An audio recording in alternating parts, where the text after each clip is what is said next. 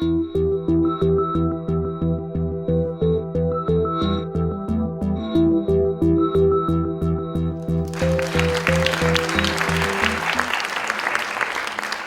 Mark, and I'm delighted to be given the opportunity to kind of take the slot up after lunch. So I'm going to keep an eye on you guys, and once in a while ask you to kind of raise a thumb to kind of say you're still awake. So delighted to be given the opportunity to interview Michael. So just as by way of background, I asked him to give me a few words to describe himself and Syncapse. And so as the founder of Syncapse, Michael has built one of Canada's fastest growing digital innovation agencies, focusing on marketing and technology innovation for a roster of Fortune 500 clients. The agency is only 2 years old, but Michael has led Syncapse to growth from a small startup 2 years ago to a substantial player in the global digital scene, with 65 staff and offices in New York and London. So he's got a global perspective on things. Prior to Syncapse, Michael worked for Interpublic and was tasked with launching Facebook's media sales in Canada. So I'd like to thank Michael for coming out and giving us his perspective. So Michael, why don't we start off with the wide-angle lens and basically look at what's happening in terms of remarkable trends that have started emerging in the past couple of years, I guess, in terms of audience, advertisers, and agencies, and the content and media properties that operate in the intersection of those areas. Wow. I'm going to try not to move around too much. I was quite concerned when I saw that there could be wheels on the chairs and I would slide around the stage. So for me, in terms of where those trends have started and where, I first realized that there was a problem, and I thought a lot about, which trend do we want to talk about? Because there really are a lot of different trends happening. If we're talking about content, there's different trends. If we're talking about content distribution, there's different trends. If we're talking about search engine marketing, there's different trends. If we're talking about social media marketing, there's different trends. And for me, the trend that I have seen happen the most over the last 2, 3, 4 years has been confusion. And it's been a confusion trend being driven by advertisers and trying to understand how they're going to be able to move and evolve their business and understand all of those different players, because it's, their job is becoming harder and they're having to make decisions across such a much wider spectrum of problems and trying to find solutions for. And for me, the trend of confusion became really, really evident when I was doing something as selling media and having conversations with advertisers originally about Facebook. And I remember the day when we went in and we were doing a presentation to a top brand looking for a very large, significant commitment. And my job was to convince them that Facebook can be engaging. And that wasn't a particularly hard job. And then I found myself having to go and convince their media agency that Facebook could be engaging. That was a little bit of a harder job because we weren't talking about engagement anymore. We were talking about, what the CPM was. Can we cut the CPM down by 10%? What are your feelings about the CPM? And then I had to go and convince their creative agency that indeed Facebook could be engaging.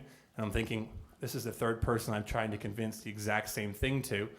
And then I had to go and convince their interactive agency that Facebook could be engaging. So I've now gone down to 4 players who have a very different view of the world and ultimately had very, very little interest in actually working together and figuring it out. So I went from a problem of seeing a client convincing that all of this was possible. And then I remembered the day after we had gone through and convinced them that they could be engaging, I remember going to the big presentation. This was the big strategy. There was, over $1 million behind this. And of the strategy, we spent 1 hour of the 1 hour time talking about what color the page was going to be. And, are we going to use this picture or that picture? And I'm sitting there thinking, okay, that's great, but what about the platform? How are we going to connect with people? How are we going to, scale all this content, connect with a lot of different people? And when I had that conversation, I had everybody looking at me like I was smoking something very, very different than everyone else in the room was, drinking something that was much stronger than everybody else in the room was drinking. And ultimately, at that point, I realized that the combination of people in that circumstance weren't able to work together and weren't able to really take a property like that and bring it into reality and bring it in a way where it was going to be able to really connect with consumers. And obviously that was a couple of years ago, and I think in that example, it would go very differently today. But there are a lot of new and emerging things coming up. And really, for me, the confusion I'm seeing and the trend I'm seeing from clients is around that confusion, figuring out who do I work with, how do I work with them, and how is it going to ultimately better my business and better what I'm trying to do and the measurables in which ultimately, if I do a good job, I get paid more money at the end of the day. Right, exactly. So I think one of the things you identified 2 years ago, which I guess you've exploited, was the gap between what the audience was doing and where the agencies were playing. And Colleen DeCourcy at TBWA actually mentioned that the advertising is out of sync with the audience. And so the opportunity was there. In terms of the 2 years of evolution, do you see the large agencies kind of now getting to grips with this and looking at this as an opportunity for exploitation? Who's from a large agency? Okay. Hold up your cards. Yeah, hold up your cards. Exactly. Agree, disagree. I agree. Card? I'm No. from a large agency. I think that's a challenging question. There's obviously a lot of different agencies and a lot of very different situations, and it obviously depends on what type of program you're working on. Obviously, if you're working on a traditional packaged good, it's very different than video games or something that has a much is more exciting in my personal view. So I think that they're starting to go down the road, but again, a lot of the people and the ways that things were done 2 or 3 or 4 or 5, 10 years ago were very, very different than they are today. And I think it even goes back to the way that agencies are compensated. It becomes very, very hard to move at, in the case of TBWA, the speed of culture. It becomes very, very hard to move at the speed of culture when you're, as a company, only being compensated for media that you're buying, not media that you're earning. It becomes very challenging to move at the speed of culture when the people that you have tasked, with making these creative decisions don't understand the technology platforms that are ultimately going to enable all of that content to be syndicated. And you layer on top of that, a lot of politics, a number of different egos who come from a lot of different places, and you end up with what I have seen both from a number of sides. You can end up with civil war pretty quickly, where you've got 8 people in a room who all come from very different places that still haven't figured out how to work together and how to bring it all together. Well, let's pause on the compensation thing for a while. There's been a couple of very high-profile brands that have come out and said, we're not going to do time-based compensation anymore. We're going to start moving to value-based compensation. Do you see that as a trend that's going to build momentum? I think a lot of people from where I stand and the models that we're working on are trying to figure out compensation in a lot of different ways. And you've got return on involvement, return on engagement. There's a lot of new ROI terms that are being put around.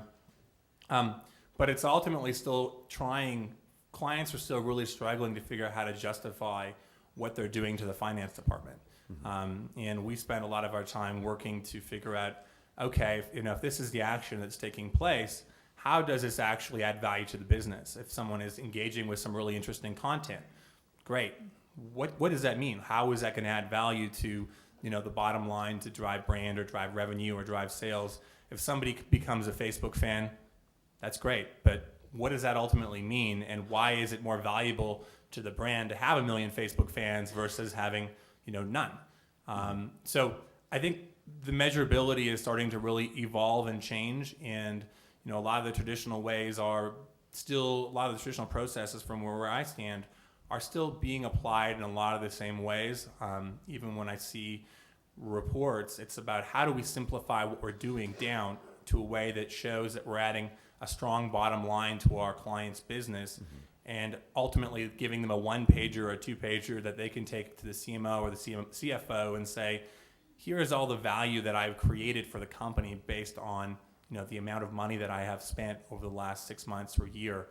Mm-hmm. That becomes very, very difficult as there becomes more and more channels and media outlets to figure out the differences in values between all these new things and what it means. Mm-hmm.